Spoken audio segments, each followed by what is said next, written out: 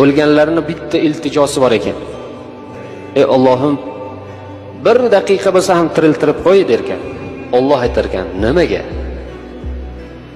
Hech bo'lmaganda mana shu narsalar haqiqat ekanligini yaqinlarimga aytib qo'yay desa, Alloh taolo sen xotirjam bo'l.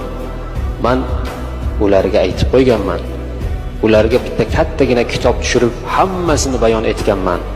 Ular bu narsalarni eshitgan, bilgan derkan. Haqiqatda bilyapmiz, eshitganmiz, lekin amalimiz kam. Haqiqatda Alloh taoloni yakka yagona deb kalima keltirganmiz, lekin amallarimiz bunga xilof azizlar. Hali ham qabristonlarga borib topinyapmiz. Chekkasida aylanyapmiz. Qabristonlarga borib qo'ylar so'yyapmiz. Bu shirk-ku bu.